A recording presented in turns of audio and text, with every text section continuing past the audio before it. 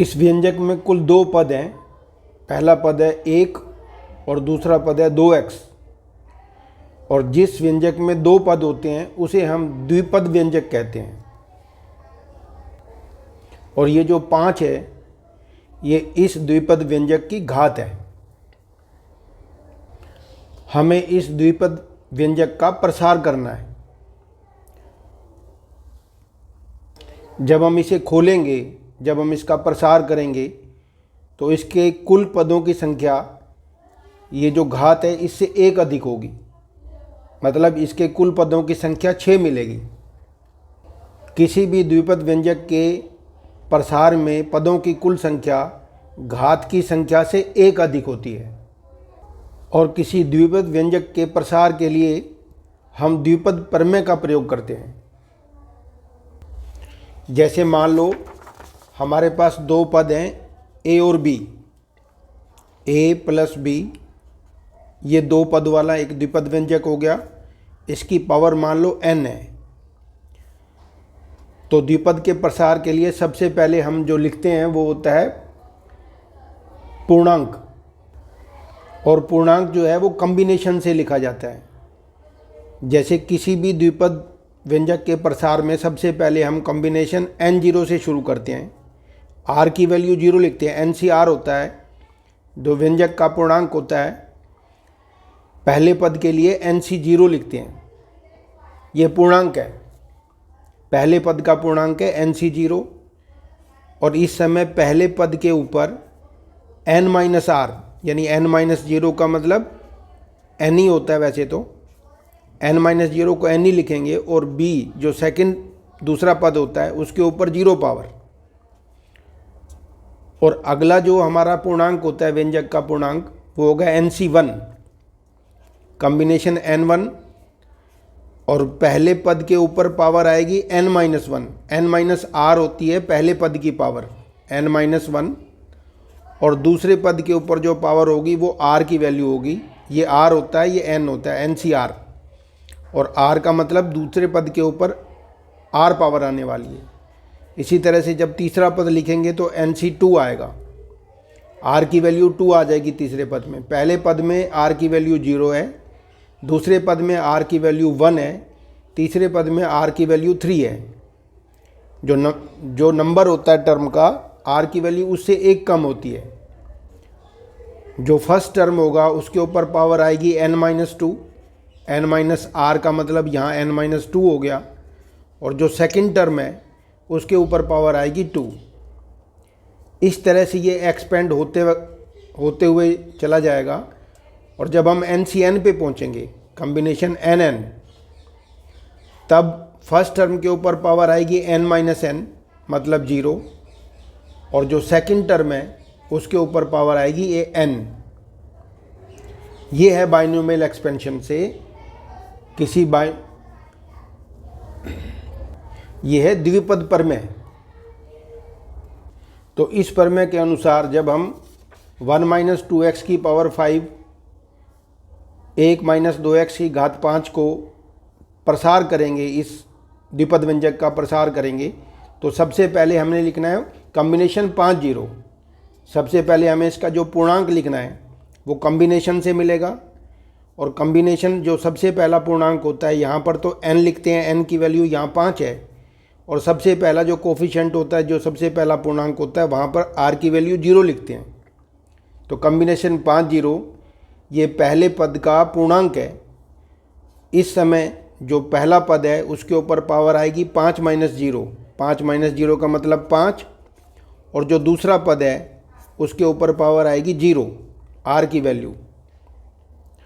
और जब दो टर्म्स के बीच में माइनस का साइन होता है, दो पदों के बीच में जब माइनस होता है तो अल्टरनेट साइन आते हैं। जब यहाँ प्लस होगा तब तो हर एक टर्म पॉजिटिव आएगा, लेकिन जब दो टर्म्स के बीच में माइनस का साइन होगा तो पहला पद पॉजिटिव, दूसरा पद नेगेटिव आएगा। कॉम्बिनेशन 5 1। दूसरे पद में r की वैल्यू 1 लिखेंगे, पहले पद में r की वैल्यू 0, दूसरे पद में r की वैल्यू लिखेंगे 1। और जो पहला पद है उसके ऊपर इन पावर n और r का डिफरेंस वाली पावर, 5 और 1 का डिफरेंस हो गया 4। और जो दूसरा पद है उसके ऊपर ये वाली आर वाली पावर, आर की जगह 1 लिखा है तो 1।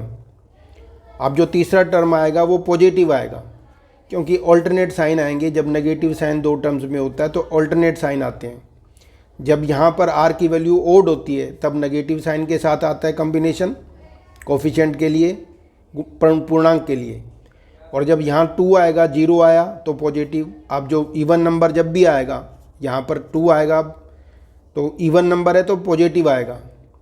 तो 5C2 पहले टर्म के ऊपर, पहले पद के ऊपर इन दोनों का डिफरेंस लिखना है, इन दोनों का अंतर। 5 और 2 का अंतर हो गया 3, और जो दूसरा पद है उसके ऊपर यही पावर आएगी 2।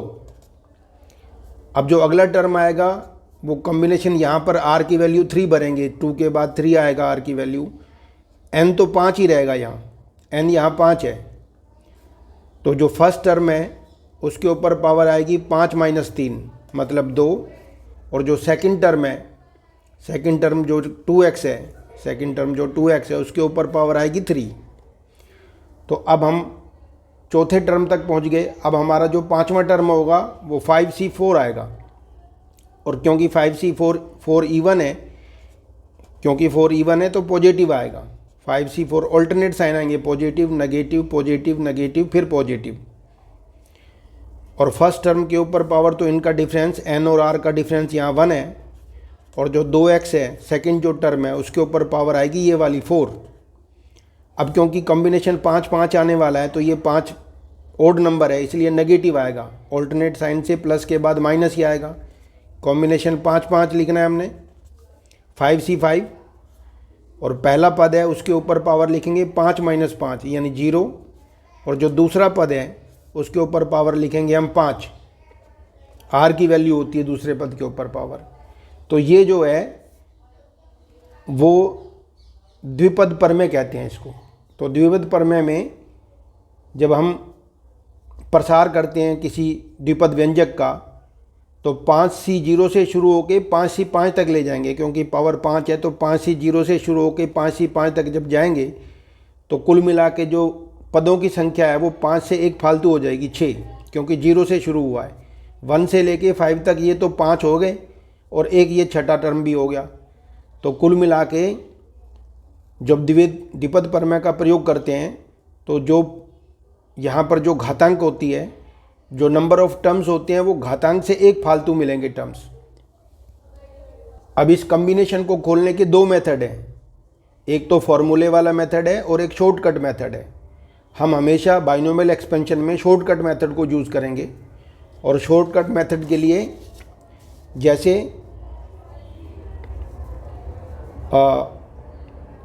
वैसे तो कॉम्बिनेशन एन आर का जो NCR का फार्मूला होता है वो होता है n factorial upon r factorial और n - r फैक्टोरियल। ये तो फार्मूला है।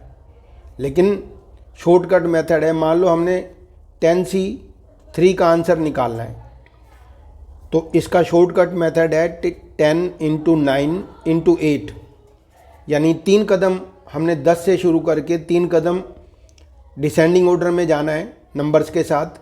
और अपोन में पहले 3 नंबर्स का प्रोडक्ट लिखना है, पहले 3 प्राकृत संख्याओं का प्रोडक्ट, क्योंकि 3 कदम चले हैं इसलिए 1 2 और 3।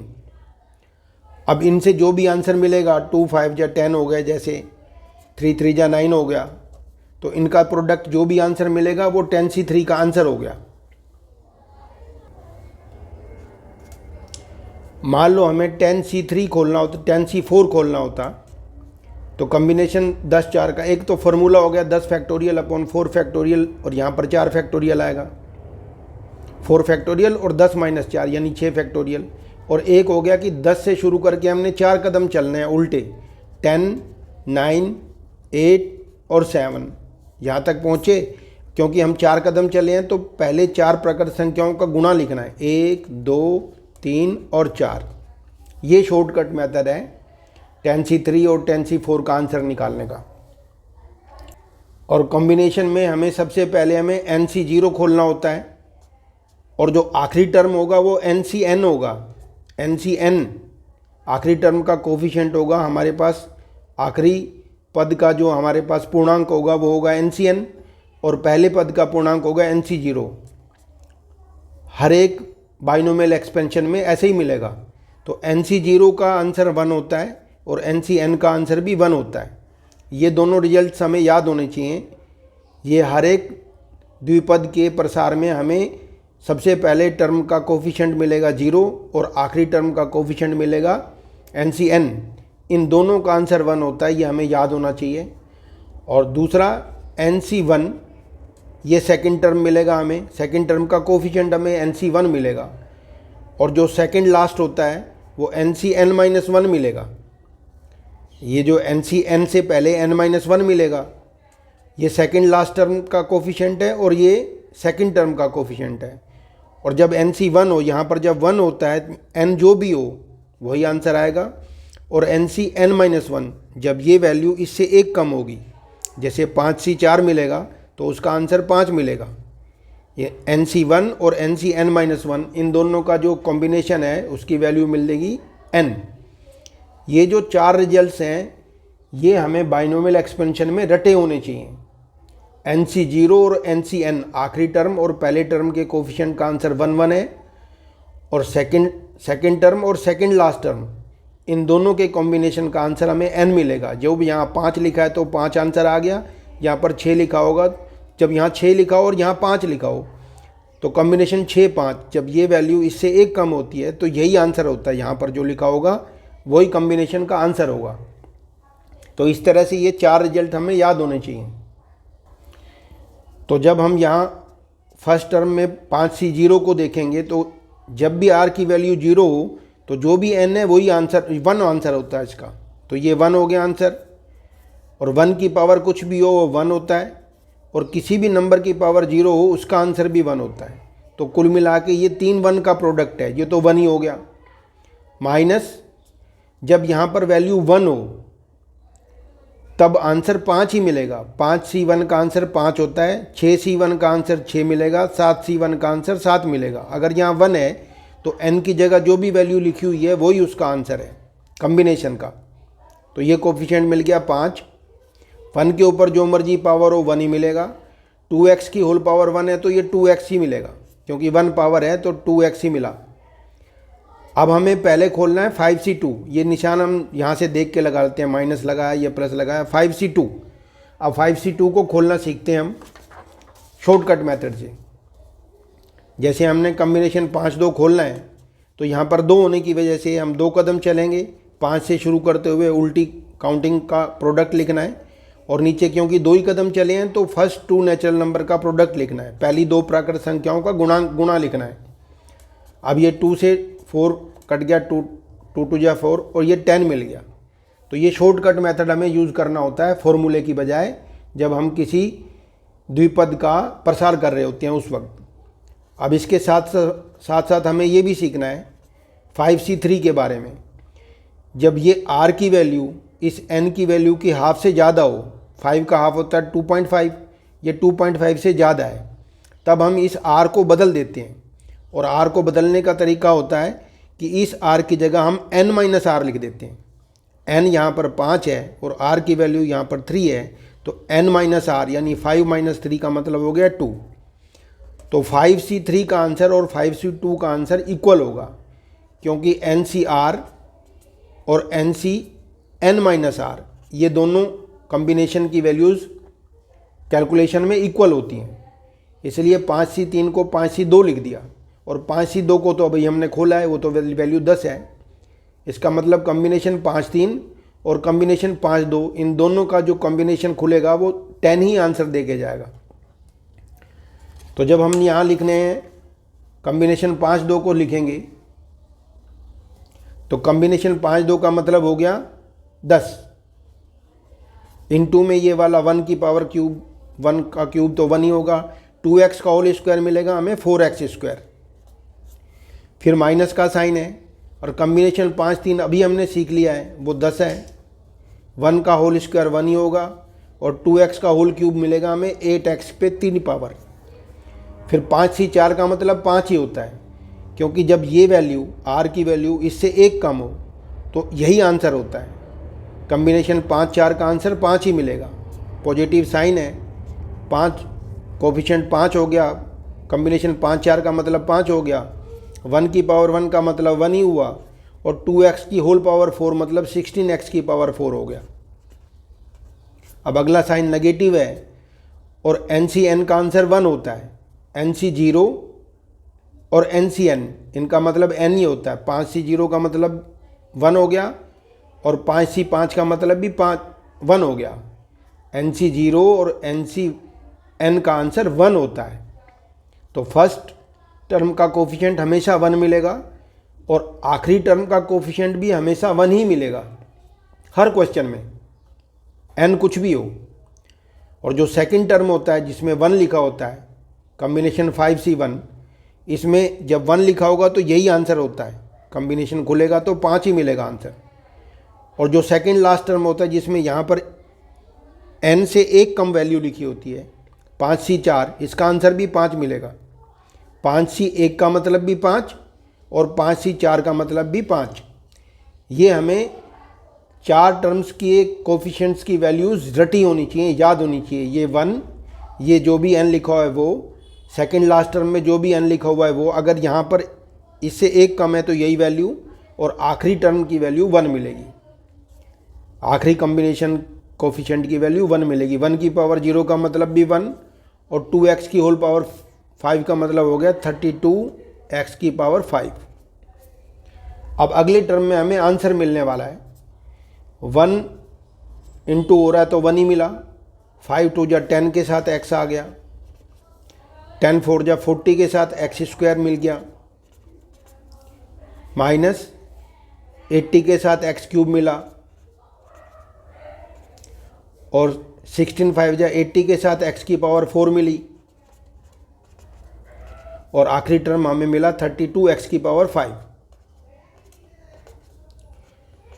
तो ये था द्विघात प्रमेय से द्विपद व्यंजन का प्रसार। जब r की वैल्यू 0 होती है, 2 होती है या 4 होती है, मतलब इवन नंबर्स होते हैं r की वैल्यू, तब पॉजिटिव कोफिशिएंट मिलेंगे।